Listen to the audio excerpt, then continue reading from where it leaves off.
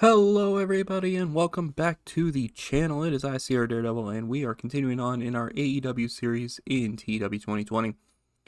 The reason I said TEW2020 is because we have not made the jump to TEW9 yet, because I forgot that you have to have a save at the first day of the month in order to convert it to a database.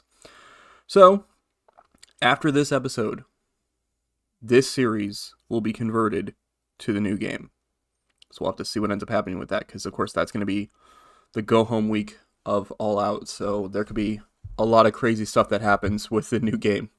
I'm already prepared for who may or may not be getting added to the booking committee and all that other stuff, because I haven't really played the game yet right now. I do have it. I haven't played it yet, though, because I want to kind of be... I kind of want to be in the moment and experiencing it. But I did read up on a few things, so we'll have to see what ends up happening with that. But that is for the future. Tonight, we have an open challenge from our AEW International Champion, Johnny Gargano, to see who ends up answering that. We also continue on the road to All Out and see see if any other matches get added. And go from there. So we'll have to dive into things. We open up with that International Championship Open Challenge, but it is not answered by Frankie Kazarian. Instead, it gets answered by Dalton Castle. In a 61 rated matchup, Johnny Gargano beats him in 10:55 by pinfall with a swinging reverse STO to make defense number 6 of the International Championship. However, after Dalton Castle came out, Frankie Kazarian came out and joined the commentary table a couple minutes into the match. And he said that he didn't accept this open challenge because he doesn't go by Johnny Gargano's rules. He goes by his own rules, and he will determine when he fights for that international championship. He doesn't want Gargano to have to be able to say when he is going to be the one that says when he challenges for that title. So, but 61 here. Dalton Castle is really off his game. That sucks, but so the match could have been a little bit better if he wasn't, if he didn't have an off night. But, I'll still take a 61. So, Gargano, still the international champion. We'll have to see. As of right now, I don't have Gargano and Kazarian penciled in for All Out. It might be happen. It's probably going to happen on a Dynamite sometime in the next month or two. I kind of want to keep building up the story a little bit, but there's that. So we'll have to see what ends up happening with that. By the way, 5,581 people in attendance for Dynamite. Not only the highest amount of people we've ever had for a Dynamite, but we're in a new place. We finally grew big enough to move out of the DB Mild field that we've been running our shows at for the past year or so. And we're now in the Dick Howser Stadium, so even better. It's still in Florida, though. I think this is... I don't remember for sure if it's Boca Raton or... It's a place it's in Florida. Because the idea is that we're still kind of... we haven't started our touring of Dynamites yet. We're still staying in the South and staying in Florida. But yeah, so that's pretty cool. Our highest attended Dynamite so far. Then after that, we get a 64 rated segment. Admittedly, I was a little nervous about that, so I'm kind of glad that this turned out to be a 64. The Young Bucks are cutting a promo backstage, talking about how they're looking forward to All Out from an EVP standpoint and from a wrestling standpoint, because they're looking forward to this match with the Lucha Bros. And the Lucha Bros actually interrupt this promo. Penta says that because Penta can at least speak some English. Phoenix not as much, but whatever. But Penta basically kind of in a bit of a broken English kind of says that that they should have a preview of All Out tonight, but they have a friend. They know the Bucks have a friend, so let's make it a trios match. So it ends up becoming a trios match here tonight. It's going to be the Young Bucks teaming up with Kenny Omega, the Elite, taking on the Lucha Bros and Pac, aka Death Triangle. So that should be a hell of a main event. The Elite versus the Death Triangle, that's going to be a hell of a trios main event. 64 rating here. Pretty good stuff. Matt Jackson has a hot catchphrase. That's interesting. I was also a little nervous about this because so Fenix is on charisma on this, but Penta was on entertainment as well as the Jacksons, and Matt Jackson apparently doesn't want to be scripted. So that's why I got a little nervous because I was like, Penta might not be able to speak over, but apparently Penta did a masterful job improvising. So that's great. But yeah, there you go. Then after that, Shane Strickland has another match as he's just continuing to improve and impress and all that here in AEW. And he beats one half of the Prisoners of War, Weston Blake, in 650 by pinfall 450 splash.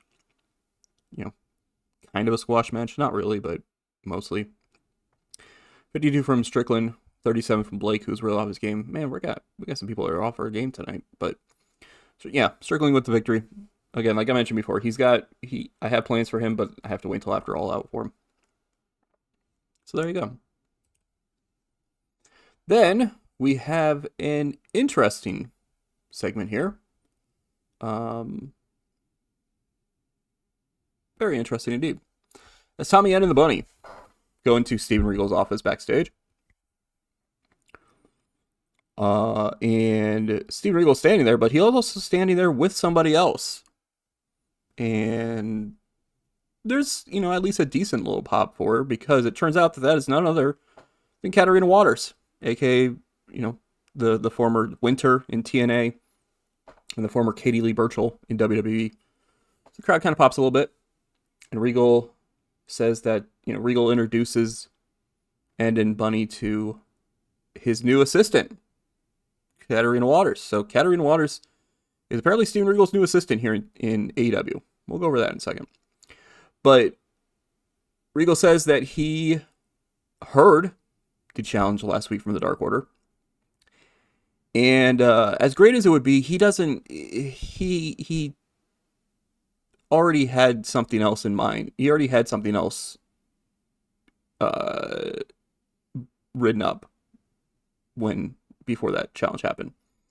So at All Out, it's going to be a 4-on-4 match.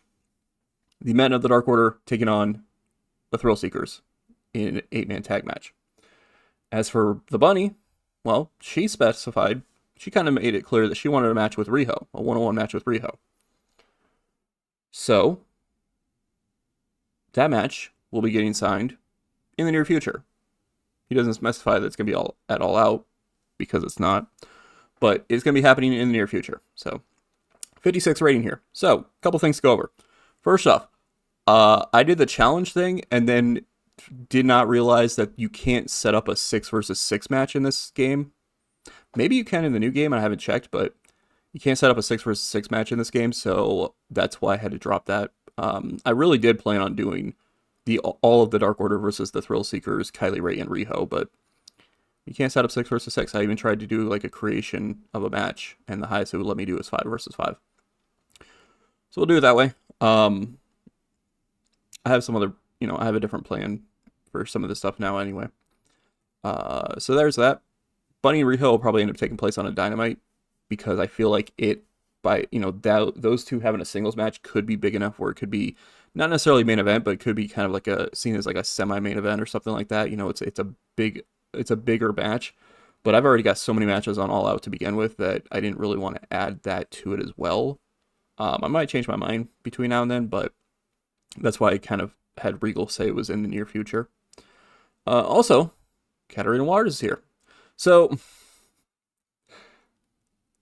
ironically, the last episode we were talking about getting Paige and how I ended up deciding not to bring her in and all that.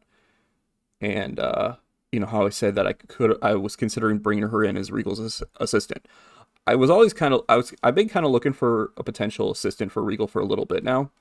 And then I got the note that Katarina Waters had retired from in-ring competition. And I was like, I could take a look. I went and looked, and her stats are okay. I mean, you can see in this segment she was very underwhelming, so it might take a little bit. Although I think part of that was popularity, because her entertainment skills are pretty decent. But I was like, that's all right. I mean, I'm not paying her much, and I'm paying her on a handshake deal, so I could bring her in, here and there as Regal's assistant and have her kind of do some stuff there, And she got a great rating for authority figure gimmick, so that's good to see. So yeah, so Katarina Waters is Regal's new assistant. I haven't decided if it's going to be like she's a secretary kind of assistant or what, but there you go. So we got that to look forward to here in AEW. Then after that, we have another debut. And she seems off her game. God damn it. Why are so many people off their game today? What the hell? We're in front of our biggest Dynamite crowd ever, and we've got people that are off their game in like every match. Nevertheless, Zoe Sky, she's been signed with AEW for a long time now. She comes out to the ring, and then we hear music, and we see the debut of Scarlett Bordeaux. Scarlett Bordeaux is here in AEW, and she defeats Zoe Sky in 720 by pinfall the diving crossbody. 45 for the match, 41 from Bordeaux, who seemed off her game. She could be better. She get an adequate rating for her ditzy gimmick, though. We're kind of playing her off. I think her character is going to be kind of like if you out there watched Maria in WWE, think that. Where she's going to be kind of she's not going to be an interviewer, but she's going to be kind of playing that ditzier, bubbly face kind of character that kind of thing. So she gets the victory here. She had a 41 even with seeming off her game, so that's not too bad. But there you go. Scarlett Bordeaux, also now a part of the AEW roster. I saw that she was putting up decent in-ring performances, and I was like, I'll bring her on a handshake deal, see how she could perform, so we'll go from there. Then after that, MJF gets a microphone. He actually comes out to the ring and gets a microphone. That's why I did it this way for this one. He says he heard what Hangman Adam Page had to say, and to be honest, he doesn't give a shit. He's MJF. He is better than everyone. Nobody here in AEW or in the entire professional wrestling world is as good as MJF. And he doesn't give a damn about Hangman's little complaints or anything like that, because at the end of the day, who's the one that got the victory? MJF. And if Page doesn't like it, well, too bad. Sucks to be him. So 55 there. Not bad. KT for the storyline, so that's kind of cool. Then we have women's tag team action. I actually booked 3 women's matches tonight, which is kind of crazy. But Xia Brookside and Kaylee Ray defeat Anna Jay and Penelope Ford in 10:02 when Kaylee Ray pinned Anna Jay with a gory bomb. Kaylee Ray was head and shoulders above everyone else. 59 rating. Commentators bring up a little interesting thing during this segment, or during this match. They say that this is a bit of a preview for a match at All Out. Now, you may be wondering, what kind of match could you have for a preview out of this tag team matchup here? Well, it is announced by Excalibur during this matchup that at All Out, because we didn't do it at the other pay-per-view, we are doing the Casino Battle Royales. So there will be a men's Casino Battle Royale and a women's Casino Battle Royale. And this match is kind of a preview for it because all 4 of these women will be in the women's Casino Battle Royale. So there you go. We're going to have a Casino Battle Royale for the men and the women at All Out, with the winners getting a shot at their respective genders world championships. So obviously, whoever wins the men's gets a world title shot, and whoever wins the women's gets a women's world championship match. So that should be interesting. As Xia Brookside and Kaylee Ray have been kind of working together as a tag team here in AEW so far, but they are 2 of the people, or they are 2 of the women in that matchup. So they may, it possibly could end up coming down to the 2 of them. We'll have to see if they can, maybe they work together in that matchup. Maybe, maybe the opportunity of fighting for the Women's World Championship is too big for that to team up. Who knows? But we'll have to see what ends up happening. 59, though. Not too bad. Then, this one was actually backstage. This wasn't in the ring. Mia Yim is backstage and says that her and Hikaru Shida, she says that that she's targeting Shida because Shida seems to be a favorite here in AEW. The crowd gets behind her and the fans are cheering for her and everything, but me is the one who's better than Hikaru Shida. Me is the one who's been here in front of these crowds, in front of these people, far longer than Shida has. She's the one who sat here and and now she's getting disrespected like that. Now that people are more behind Shida, they want to see Shida beat up on Mia Yim and all that. She's not going to take it. She will whoop Hikaru Shida's ass and make her truly recognize greatness. 49 rating. Not too bad of a promo. But yeah, gains P for the storyline between those two now. Oof. Well, that hurts. They don't click at all, so that didn't help, but oof. Preview for All Out match. Thrill Seekers versus Dark Order. We see Zima Ion defeat Evil Uno 11-18 by pinfall to roll up after Grayson accidentally hit Uno during the match. 47 rating. 45 from Ion, 36 from Uno. They don't seem to click, so that did not help. Oof. But that's alright. Ion with the victory, gaining some more momentum for the Thrill Seekers ahead of that match at All Out. Of course, remember, Desmond Xavier was able to beat the Blade recently as well, so Thrill Seekers looking like they have some advantage over the Dark Order. But of course, the Dark Order have Tommy End, who is still undefeated as of right now. So we'll have to see what ends up happening at All Out. But that's, it was a 47, but it is what it is. If they didn't have that bad chemistry, it probably would have been a lot better of a match. Then we just get a quick interview. I had a few minutes to fill up, and I, figured I hadn't really been featuring these three on Dynamite that much recently. So Andrew Ocampo interviews Jurassic Express. Jungle Boy just says, they know that the Lucha Bros have the tag title match at All Out, and they're going to be watching because they want to start trying to get some momentum, trying to get some wins, and challenge for those titles in the near future. 37 is what it is. Then, another women's match of the night, as Tennille Dashwood defeats Alicia Edwards in 10-24 by pinfall with a spotlight kick. Dashwood was really off her game too. Man, most of these matches, somebody's off their game. What the hell, man? Gotta get these guys, gotta get everybody motivated again. I don't know why everybody's being lazy about this show. Dashwood gets the victory. Britt Baker came out and joined the commentary table during the matchup. It was, running her mouth about Dashwood and just kind of putting her down, saying that she wasn't as good as Dr. Britt Baker, DMD. But it's got a 51. It's, not terrible, I suppose, but kind of was hoping for a little bit better because I was figuring Dashwood was going to be a little bit better in the ring. But it's what it is. It happens. Then after that, man, I expected this to be better, but I guess that's what I get for rating Sean Dean and Isaiah Cassidy. Isaiah Cassidy's... Alright, whatever. Anyway, House of Truth are in the ring. Jay Lethal is running down Jon Moxley, says that Mox will not take the world title from him at All Out, especially because, the House of Truth has his back and all that.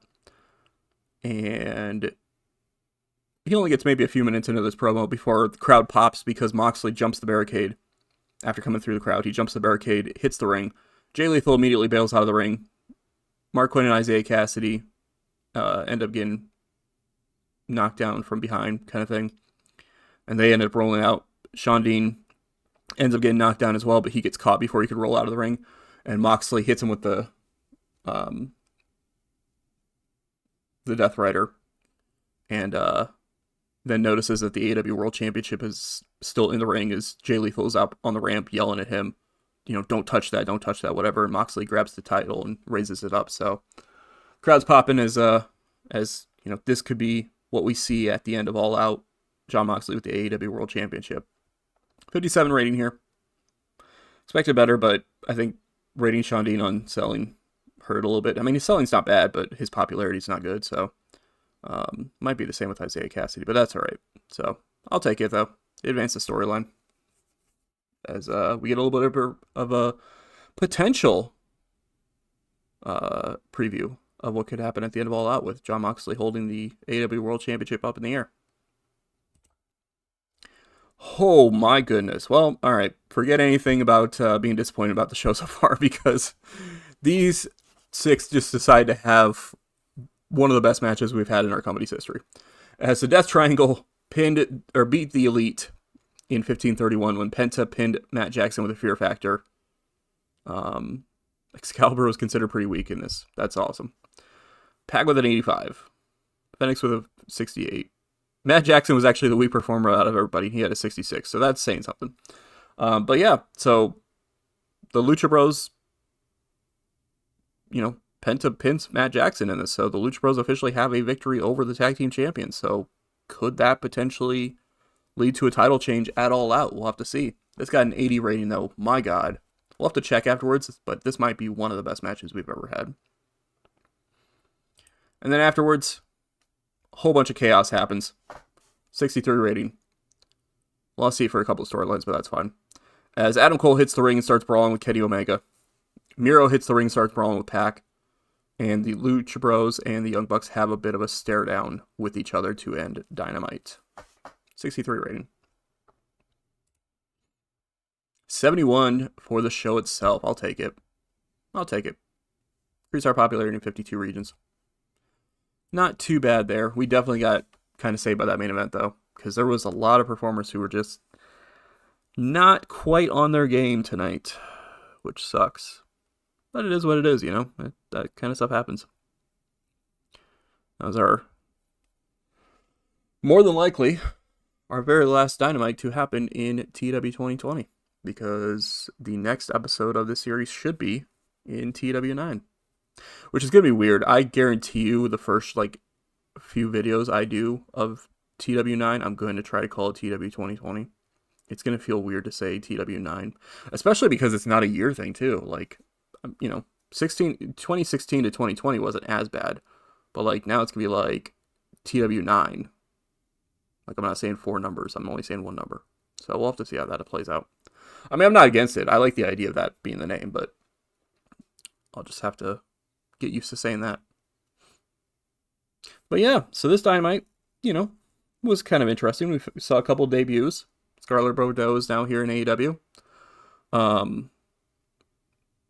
As is Katarina Waters. So we'll have to see what ends up happening with that. Okay, good. I feel like there was something I was going to bring up as a note before, but I can't remember what it was. I gotta show this off. Kenny Omega's opinion is that MJF is charismatic and he can see the kid doing well in the future. Oh, that's kind of funny. By the way, I'm currently, you see the email there. I'm currently in a battle with New Japan right now for Walter, because I have Walter on a handshake deal, and then all of a sudden New Japan, I don't know if New Japan just grew in size or whatever, but they started offering a bunch of exclusive ring deals to a bunch of people, and they decided to come after Walter, and I'm like, no. I have plans for Walter. You're not stealing him from me, so. But that contract is currently still, they're still deciding whether, he's still deciding between the two of us. Apparently WWE is planning to have Rey Mysterio go up against Bray Wyatt, so that'll be interesting. Ratings for the night. Well, NXT broke 1 mil, so good for them, but we had 1.635 million. So, there you go. Being on TNT is definitely helping us out. Society's Rejects defeated Birch and Lorcan in a cage match. Well, at least it's not the same tag team title match over and over again. I don't know who Society's Rejects are, though. Chris Hero and Tommaso Ciampa. Alright, that makes sense, I guess. Yeah, there's that. Let's switch over really quick here and see. I do have to put the thing up because there is a spoiler there.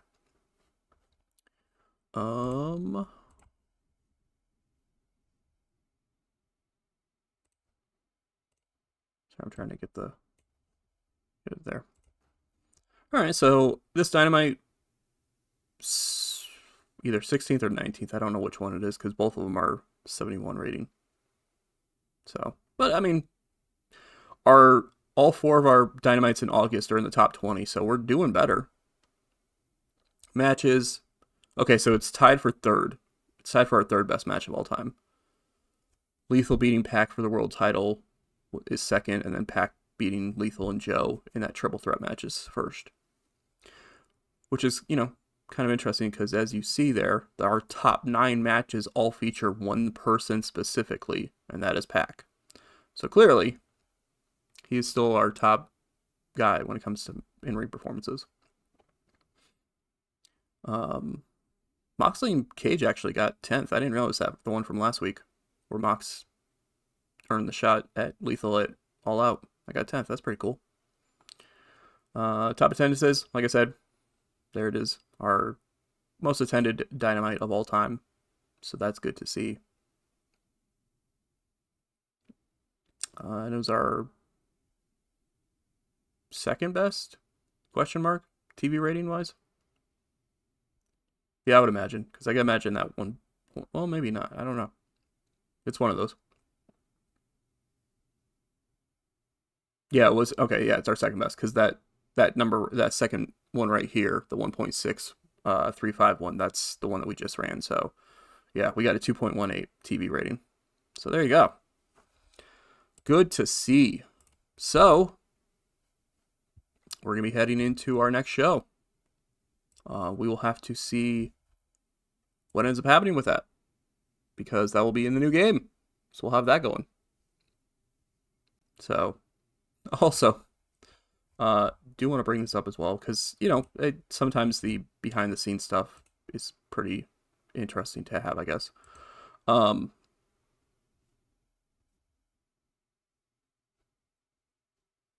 to figure out how to do this best. That works. Oop, wrong living. So, Mayu Iwatani, set to have a match with Mercedes at All Out. Current future Stardom champion, because she's still working for us. She's working for us and Stardom. After the last Dynamite, after Dark this week, she got herself in a little bit of trouble.